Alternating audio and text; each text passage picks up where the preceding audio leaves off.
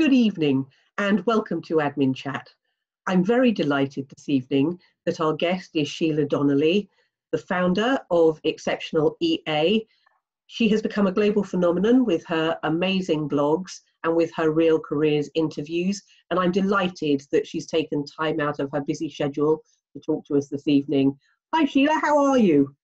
Hi Lucy, and hi everyone who's watching in. Great to talk to you again, Lucy. Oh, I am so excited to talk to you because I know how this has grown so organically for you and how actually at the beginning it was really quite a bit of a surprise. But I really want to go back to the beginning to start with and talk a little bit about who you are, where you're from, what your background was and how you got into the administrative profession in the first place. Sure.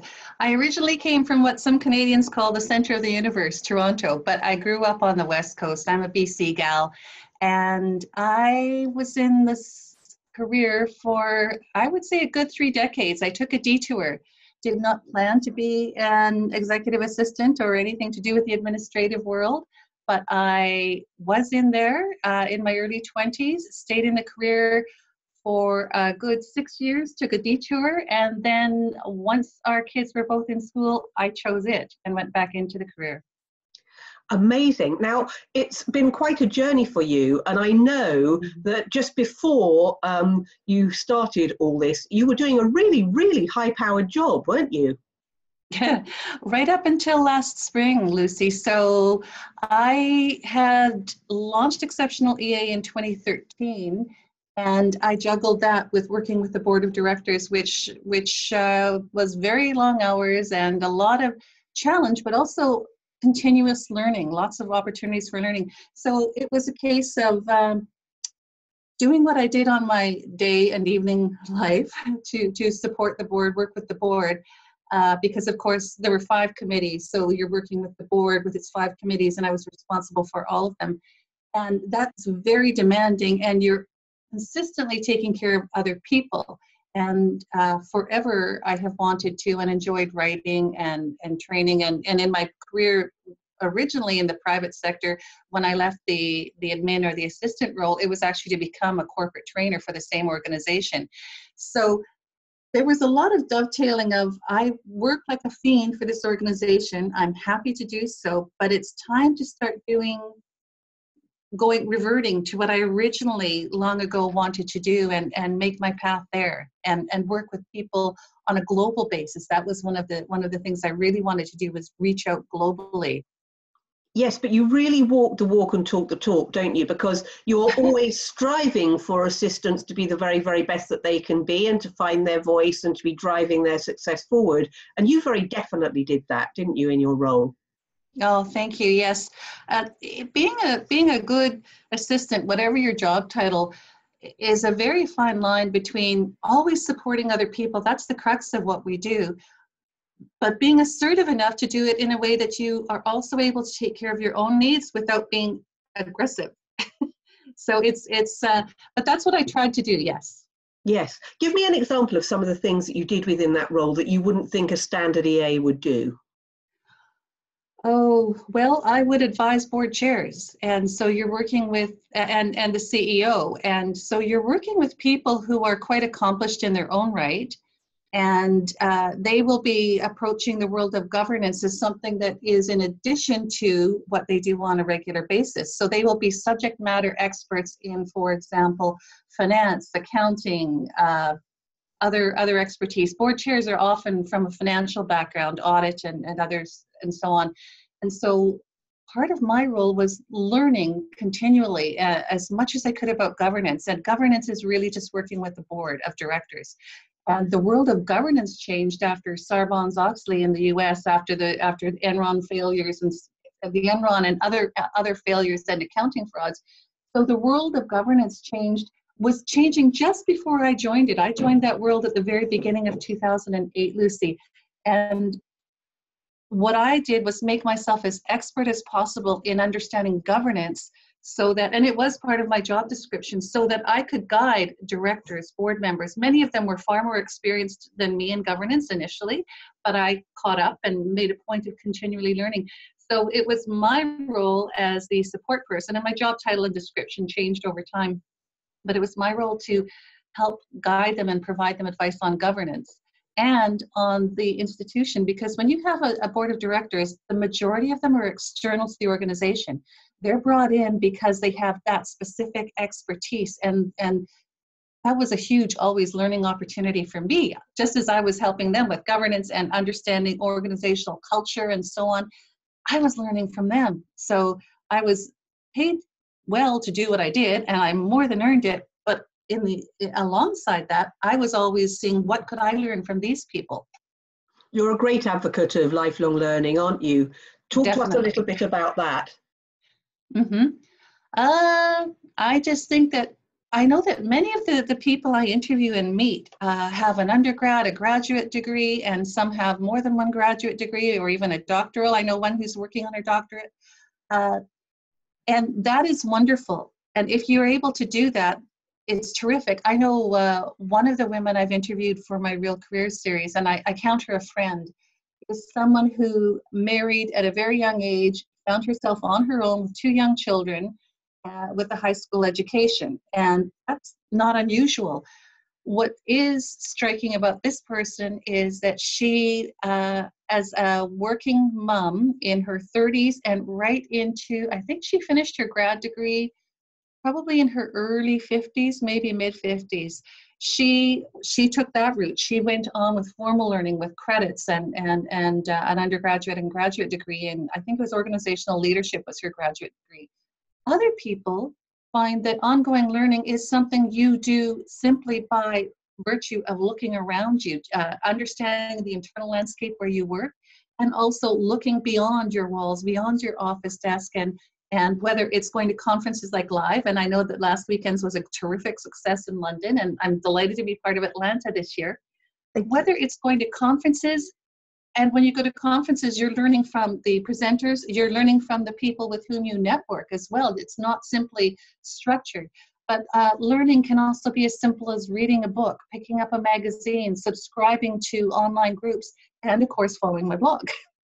Of course, of course. So let's go back to the blog then. So it's 2013, you're working this really high-powered job. You decide you want to get back to more of who you are. What was your vision for the blog when you first launched it? Or did you just put it out there and think, well, let's see what happens?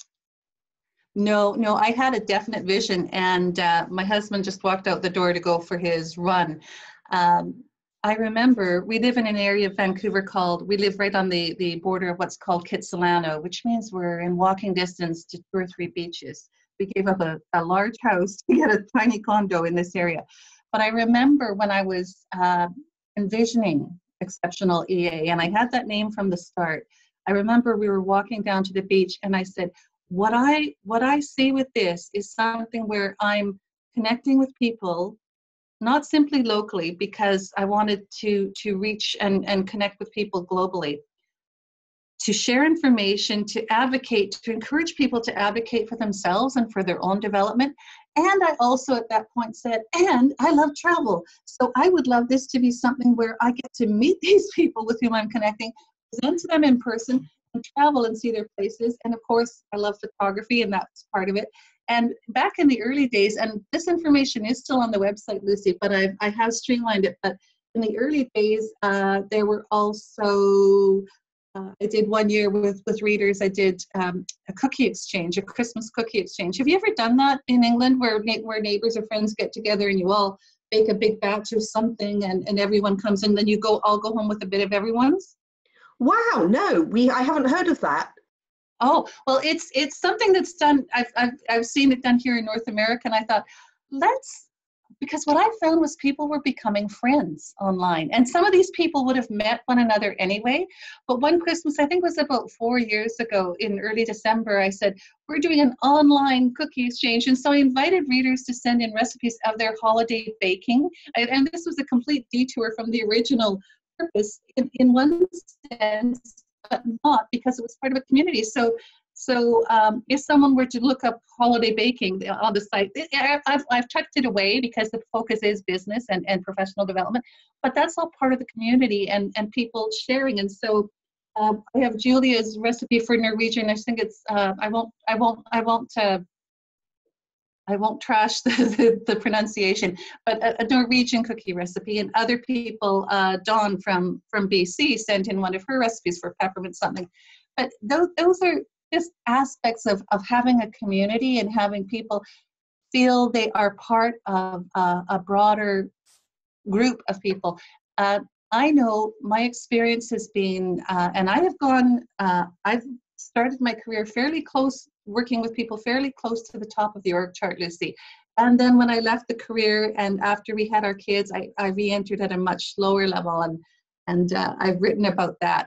But what I find is that, my experience at least, is that the more responsibility you have in your position, for example, if you work, I've worked with 4 CEOs, 3 of them in one organization. It's not that I bounced around so much as organizations change, and working with the board of directors.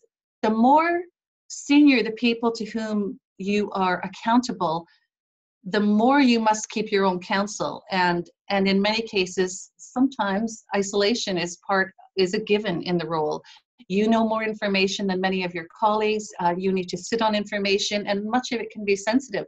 So to me, that was also a big driver behind this, is that there can be isolation in the roles. Many assistants work in organizations where they're part of a team, and that's wonderful. But one of my incentives behind this too was, I was thinking, I'm not the only person who's feeling that while I'm surrounded by great colleagues I enjoy, I don't have internally a lot of people with whom I can discuss matters in confidence. And you don't break confidences ever, but that's part of it, that people can sometimes be isolated in their roles, and knowing that you're part of a broader community of people who face the same challenges and also have great opportunities by virtue of what they do. Those are all part of what fed into this.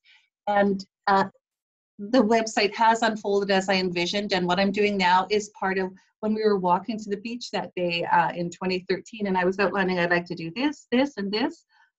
It's come to fruition. Hard work. It's really hard work, I know. You would know. The problem that you're probably the thing you're probably most famous for is the Real Careers interviews, and certainly those are the things that to me are most talked about and shared. And can you remember who was your very first Real Careers interview? I do. It was Anel Martin from South Africa, lately of the UAE and Dubai, but she's now back in South Africa. And that's an example of networking and how our worlds can become much richer. When I started the website the first year, that was the year of, and I may be mispronouncing this, but IYOTSA, IYOTSA, yes, that the South Africans had launched. And I started following what was going on there and connected electronically with a couple of people, and Anel was one of them. And so when I launched the website, actually it might have been 2014 or 2015, I think, when I actually built in the Real Careers interviews aspect of the website. And I dropped Anel a note electronically and told her what I was envisioning, and that this was, at this point now, Lucy, I've interviewed assistants, women and men, in 23 countries. And phenomenal. Pardon me? I said, that's phenomenal. It's exciting. It's exciting because, for a few reasons, but I'll get back to Anel. I dropped her a note and told her what I was envisioning, and I told her I would like to be the first person I interviewed. I knew a lot of people here in North America, but this was also to be a statement that this was intended to be broader than our own backyards and our own sector, whether you work in the private sector or a crown corporation, public sector. So Anel was the first person, and I had my own back pocket full of people I knew, but with a very intentional approach of making this global, I asked Anel, and she kind of gave me introductions to a number of people, and some, I think my email might have been blocked in their spam folder. Others thought, what? Who interviews? I know you do, but who interviews assistants and puts it on a website? but that's how it launched. And you know that, I don't know if many of the people watching this will have been familiar with, or old enough to have seen commercials for hair products I think it was in the 70s. She told two friends, and she told two friends. Did you ever see that? I don't know if it was Clairol or something, but it was about the organic growth of something. And people started letting one another know about this. And there are some people, such as Diana, whom we both know and count as a friend. She approached me out of the blue. I didn't know her. She saw what I was doing and said, I would love to be interviewed. Would you interview me, please? Of course. And then I learned about Angela, and so on it goes. And so what I do there, when people don't approach me, which they do, I spend time watching what's going on in our world. And if I see someone who looks accomplished, and I try to hold, I describe these people as high performers. And that does not necessarily, Lucy, mean a specific job title. It means people who are doing a darn good job of the career, whatever their job title is. Most of them are executive assistants, or in Europe, management assistants, UK, personal assistants, which we know the job titles range. But, I sometimes go looking, when I see someone saying something interesting on social media, I will go look up their LinkedIn profile, and some people I might say, maybe I'll check back on this person in a year or two, or I might just drop a note to them, and that's how it's unfolded. Absolutely, and I think it's so important. I mean, when we started the magazine, we said absolutely up front, we're not going to interview people because of who they work for. We have had the odd really high profile assistant in there, but they are all people who work for businesses, not just celebrity assistants, you know, because we wanted to talk about what they were doing beautifully within their roles. And I know that you have the same ethos as that. Exactly. It keeps it real.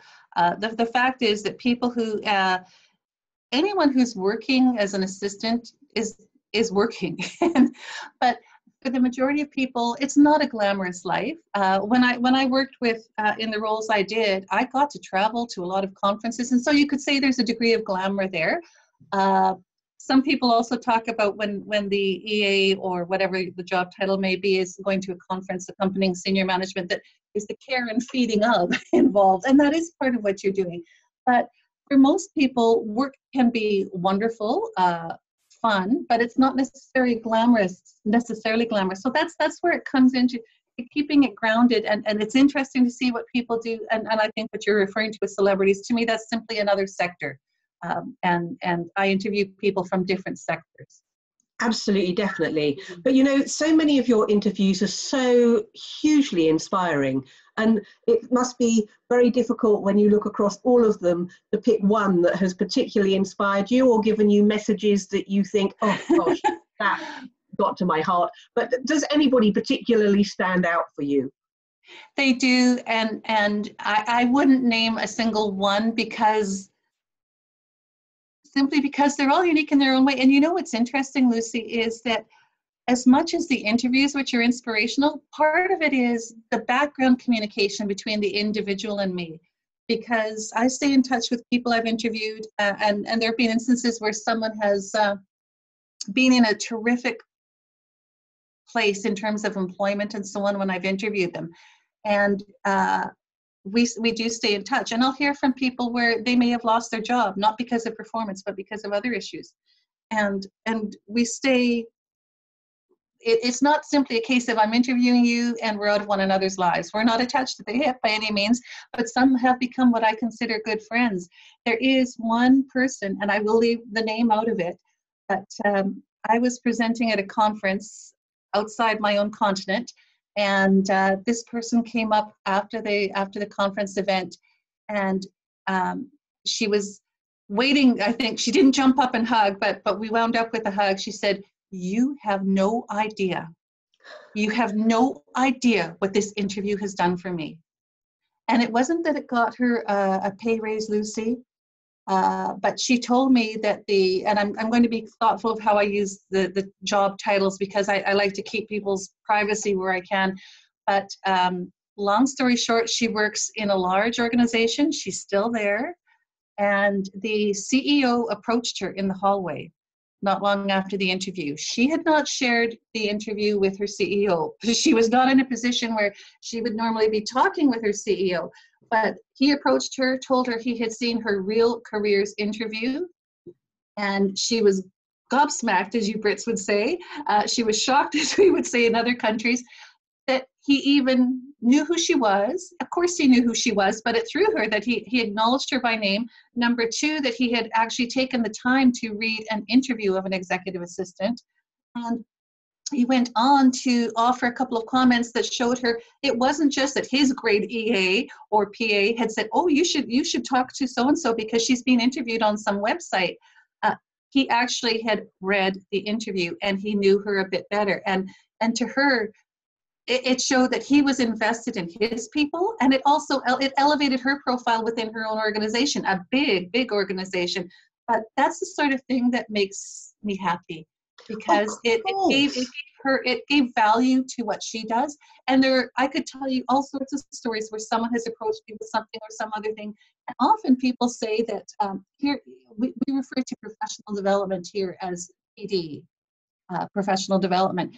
And a number of people have used whatever terminology they would use in their own country or language to say, you ask a lot of questions, but it's been pretty profound because it's made me reassess what I'm doing with my career, and the fact that I do present it as real careers, that it's not simply a job, it is a career. So that's one, the one person after the conference just almost brought, it was very, very touching and gratifying.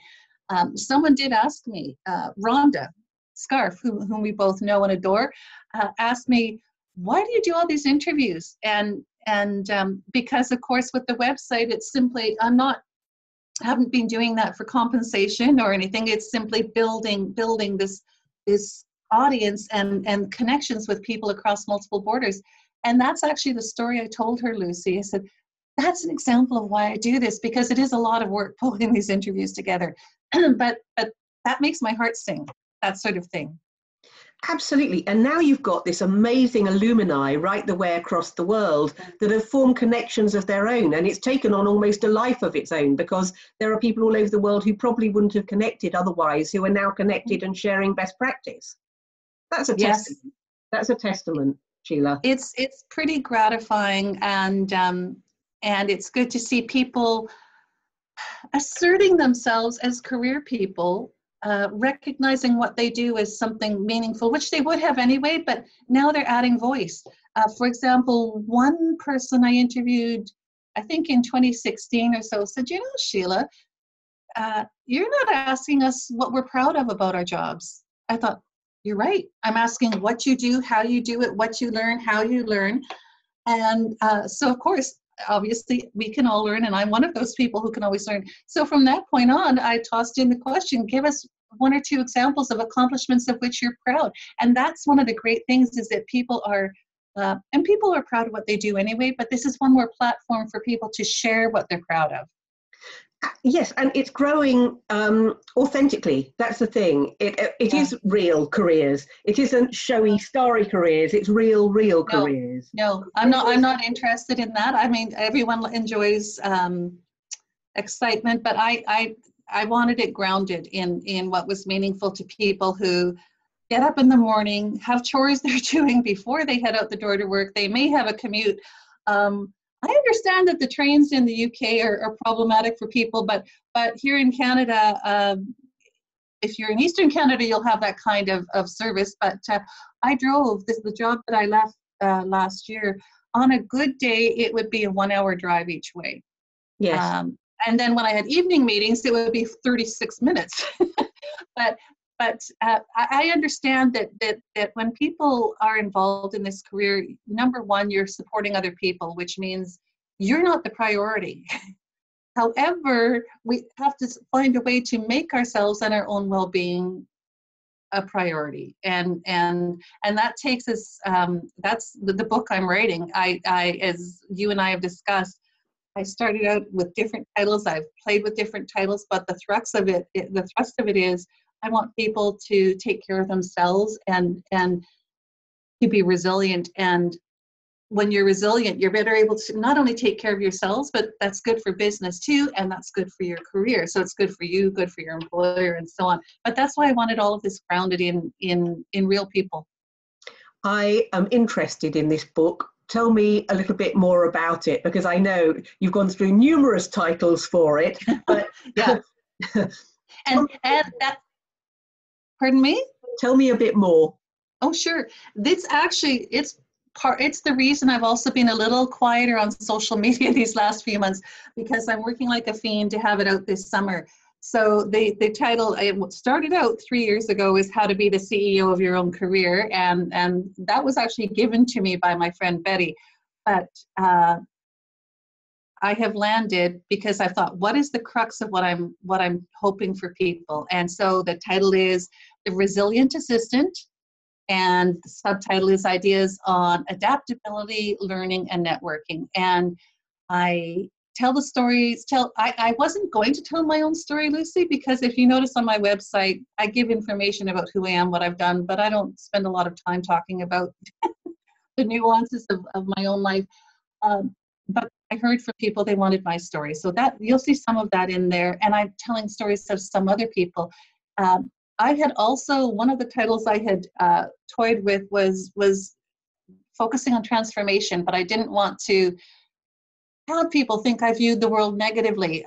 I've been speaking about IR 4.0, which is the fourth industrial revolution, and technology changing and so on and so forth for quite some time now, and I've been writing about it for years, and had an international real careers panel of people talking about how they see AI, artificial intelligence, and tech impacting the career. And so there is some of that in the book, because I do strongly encourage people to always be doing not only internal but external environmental assessments. Be aware of what's going on and what's coming at us and the career. And so I do open the book with a look at changes that are coming, and they're not all technological by any means. And so trying to position people to think about their role and their career, not only in light of tech advances, but a number of other ones that are coming at us that I describe. And then how do we nurture our resilience? And so I tell stories of some people who have been through some pretty substantial career changes, not of their own choosing, some of their choosing, but not all, and not performance related either. And then looking at how we nurture our resilience by investing our energy. And it doesn't necessarily imply financial costs. Of course, there are costs associated with many types of learning, but you can go on asklinda.com, you can go to your website, your magazine, my website, all sorts of resources. There are wonderful people out there with resources that cost absolutely nothing. So trying to encourage people to maintain a focus on that learning. And one of the things that has been the great mainstays of my own time as an assistant, Lucy, has been my networks. And I mean professional peer associations and networks, but I also mean simply reaching out to people and contacting and staying in touch. So networking takes many forms. So that's the book in a nutshell.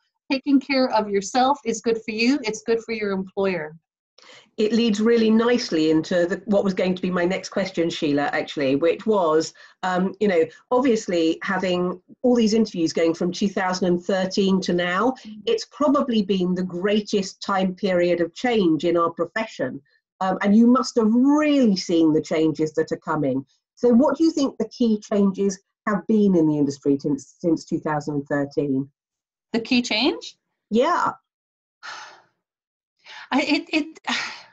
There are so many. What I see, Lucy, so this will be a multi-pronged answer. Obviously, technology and AI are going to change our worlds. My view is that technology has been changing our world throughout our career. This is simply, and I do believe that, yes, it's begun to change more rapidly. I think people need to be prepared for a continued acceleration of the rate of change. That's one thing. The other challenge is, and this is very, can be specific to certain areas or certain sectors. I know that in the UK with Brexit, that's had a huge impact on your economy. In North America, we in Canada have been involved in, I'm going to think how I shall put this, an international treaty situation where Canada has done the right thing has caused diplomatic issues that are now affecting some of our industries with another major trading partner. In Canada, when the US gets sniffles, Canada catches a cold. And I know the same is true for my readers and your readers and people in Australia. When China has a financial issue, that will impact other people. So I think this is another thing that while our worlds may be very small and direct to us, they're hugely interconnected. So I think the technology is one piece. The other piece is that the world is shrinking, and while we have the GDPR and legislation that's impacting how we communicate and what we retain and hold with one another, we have to, I believe, broaden our perspective more and more and maintain an ever more vigilant eye on not only our internal environments but external environments. So this is where working with the board of directors has benefited me, because I got to support a technology strategy committee, and that was a huge learning opportunity for me. But I also, from these people, I became increasingly aware of the need to conduct regular environmental landscapes. Do you use that term in your day-to-day? Yeah, it just being aware. I think increasingly we need to be aware, and we are already, but maybe we just don't necessarily articulate it, aware of what's going on and being prepared to adapt and change. I think those are the biggest issues coming at us, and it shouldn't be frightening or disturbing, and I don't think assistants scare easily anyway, or we wouldn't do what we do. But I think it's simply a matter of, if we look back, there have been changes in technology forever. In the career, and I could name some pieces of equipment I've used that some people wouldn't know what they are, but it's simply adjusting and not just going with the flow, but investing yourself in not simply accepting change, but you may not want to embrace it, maybe a little hug, but just being prepared to recognize that the world is becoming smaller, increasingly interconnected, and that you need to keep learning and being prepared to change to be successful. Now, I couldn't agree with you more. And I know that later on this year, you're going to be with us in Atlanta talking about cybersecurity, and your presentation in London, like last year, scared me to death. But I know, but I know from the feedback, I know from the feedback how useful everybody found that. Cybersecurity is such a threat. Can you give us a few pointers there, just very briefly? Oh, sure. One way of putting it is, if you think of the way you use your computers and think of your wallet with your credit cards. I've actually been at one conference where I've said to people, how many people would like to put their wallet down at this table in the front of the room and leave it there, and then we'll all go out for a coffee break. I don't drink coffee, but we'll all go out for a little break and come back in. How many of you would feel safe with that? And of course, no one would. So cybersecurity is one piece that I would love assistants to recognize, and I know that many do already, is that assistants can specifically be targeted by cyber criminals. And you think, then why aren't we paid more? But assistants have access to power, don't we? Quite often. You may be working at a level where you're not working with the CEO, but the more integrated into an organization's business you are, you want to realize that the information to which you have access is of value to criminals. And the biggest thing I think people can do, Lucy, is think about, examine their password practices. And I've told people, I was one of those who, you're prompted to change your password with a regular frequency in the workplace, aren't we? In my former workplace, it was every 3 or 4 months. And we have such a multitude of passwords involved in our lives that I would add a digit on at the end of it as an extension, and thinking, yeah, I'm doing this right. And the more I learned about technology, I thought, oh, you fool, you're not making it at all challenging for someone to hack your systems. So pay attention to your passwords and using passphrases, as I mentioned at Live and at other engagements. Passphrases can be something that will be easier for you to remember than a password, but they may be completely, they can be much more challenging for someone to hack. I think the biggest things for people are, if you pay attention and rethink how you use passwords and think about the scope of what you might be giving away potentially. And we do ourselves and the organizations for whom we work a favor by keeping separation of church and state, as it were. Do everything you can. If people were to do nothing else as a first step, but use completely separate passwords, passphrases for their personal life than they do in their business life. Because so many of us have smartphones that were provided through our roles.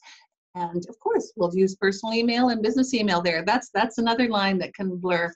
But if you keep your passwords unique and distinct, your passwords and passphrases distinct from between home and business, that's a good head start there. Those are some really, really good tips. Staying on the theme of technology, just briefly, I know that you and I both founded our publications in very much the same way, and that we went to social media and used that as the marketing tool. Mm-hmm. Can you talk us through that a little bit? Because I know that it just spread like wildfire, your blog, mainly because it was social media. Thanks, Lucy. And that's the interesting thing. When I first launched Exceptional EA in 2013, I was a firm non-Facebook user. I did not use any social media except LinkedIn. And I was an egghead, you know that term, where you have your profile, your portfolio, and then the egg-shaped image in lieu of a photograph. I liked my privacy. And then actually Jennifer Corcoran, who is now a LinkedIn consultant and a former EA, she was one of the people I interviewed at an early stage. And this was while Jen was still an EA. She encouraged me, I think you should have your picture there, Sheila, so people know who this is that's writing to them. And I had set the website up with the default publication of information I published on the website to my Facebook page, which I established only because of Exceptional EA, and default publication as a tweet, so that a tweet would go out to people who are on Twitter as notice that there was something new and wonderful to read on my website. And I listened to Jennifer, and I love learning, but I had a mistrust of many of these channels is the word I'm trying to say. I had a mistrust of these channels and a desire to keep my privacy. I broke down, I put out a picture on the website. I actually didn't have my own photograph on it for a while. And I put my photograph on LinkedIn and on Twitter. As with you, I have my corporate logo. Yes. But I do also now have my face smiling out at people. But so I was a leery social media user, but I listened to what Jennifer said, and it was just one simple email, and I thought about it, thought, I can learn from this. And just looking at what was going on with people and how people communicate, realizing what people value is authenticity, and I was providing that, but I was being this invisible person, is a voice without attaching a personality, or, I mean, you get a hint of someone's personality through their writing, of course, but people are visual. So I thought, all right, I will trust this thing. And I remember when another reader from the Manchester area had her first child, I think he's 3 now, 3 or 3.5. And I saw a tweet one day, and I said, did you have a baby? Because she was thanking people at a hospital, and I thought, she's not ill. I think she's not ill. And she's someone I had interviewed. And anyway, and then it turned out it was all over Facebook. And Louise Whitehead, Lou, is another reader from England. And it was something Lou and I had communicated, and this is what I'm saying about staying in touch with the people I've interviewed, my alumni, as I call them, the Real Careers alum. Something she had said, and I said, okay, I think I'm ready to break down and use Facebook with my name attached, not just Exceptional EA. And Lou put out a post letting a slew of contacts know, oh, Sheila's on Facebook personally now, everybody. And so ding, ding, ding, ding, all of a sudden I had all these contacts. I think that I'm going through all that because I know that many people who are watching this and many people who work in office environments value their privacy, have the same mistrust of social media, and I still have a healthy skepticism. But I think that we connect through it, and you see the humanity in people in some of the posts that we put. It's not all business. Twitter, for example, is a lot more fun. I don't know if you remember, Lucy, Deb's Drawers from a few years ago. I'd written, yes, Deb's had, in her interview, had talked about, because one of the questions I used to have, which I've since discarded, was what do you have in your desk drawer? She sent along a picture of the most meticulously organized drawer you've ever seen. And so we ran a challenge on social media, and people put in, I am surprised by the liquor some people have in their drawers. In Canada, we did that, but that was the 70s, no more. And not to suggest people are drinking on the job, but I know it was there for after the work week was done. But you can have fun on social media, and you can help one another on social media. So I just, again, it was not something I intended to start with. I thought if people value what I do, they'll find it, and I'll help people find it. But I realized, to your point, that social media is a way of connecting. Now, I know that it's not just people of a certain generation who were around in the 70s or 80s who are cautious of social media. I know more than a couple of millennials who started out using social media and have pulled away because of mistrust, whether it's corporate mistrust of the channel or whether they've seen instances in which people have been hacked. So I think it's a case of finding the balance that works for you, and not doing something simply because you hear that it's a good thing to do, a great thing to do. Look at it, examine it for yourself. Always use your own mind and your intellect and your intuition in any business decision and in social media decisions. And they're on the side of caution, but it's a huge connector. And I see people helping one another on social media a lot.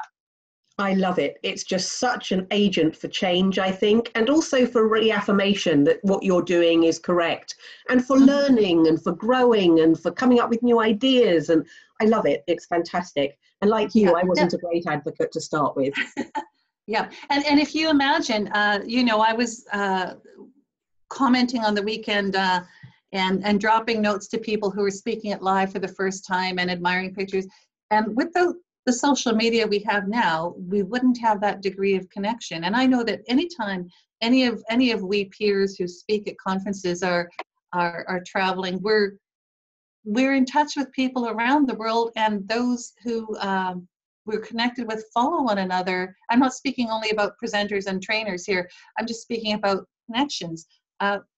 We have better insights into what we're doing, and we can continue learning from what we see there as well. Totally. I want to switch tack very slightly, because you mentioned earlier your photography, and I love it when on social media you're posting, because your local television station very often, doesn't it, show your photographs? They do, thank you. And it's funny, some old acquaintances from school days, we ran into them at a Greek Days festival last summer. They said, do you work for the TV station? Are they are you on staff with them? Because we see your pictures so much. And that's not the case, of course, but photography and writing were, and the theater were very, very early interests. And I've been carrying a camera around more than my family would ever like. But I usually have my SLR and my cell phone, my smartphone camera with me wherever I go. And I just like looking at the world and seeing if I can present it a little differently. And I don't believe the world is perfect. So you'll see I don't put a lot of photos of myself necessarily. Again, it's the same principle. I like to look outwardly, look externally, and see what's going on around. And I love photographing nature. Right now in Vancouver, we've got 2 camellia trees outside the window here. And Vancouver got snow this winter, which is disgusting. It's lovely. Snow is great. And I was born in Toronto, where we're used to snow. But like many of the people watching this, we're spoiled in Vancouver. We're known as the rainforest. We get a lot of rain, and then whenever we get beautiful sunshine, we're thrilled to pieces. We have mountains, a 25-minute on a good traffic day drive from our home. We have the beach nearby, and so we're accustomed to snow being up on the mountains, not on the ground. But so one of our camellia trees that's just finally in almost full bloom was starting to blossom in February, Lucy, and so if you've been watching my photos lately, you'll see I'm going nuts on the cherry blossoms, the magnolias. When I travel too, it's not a trying to present a picture of the world is perfect or my world is wonderful. It's not that at all. It's look at the world around us. So last year I was in the Isle of Skye after speaking for you and for the Scottish PA Network, Rosemary.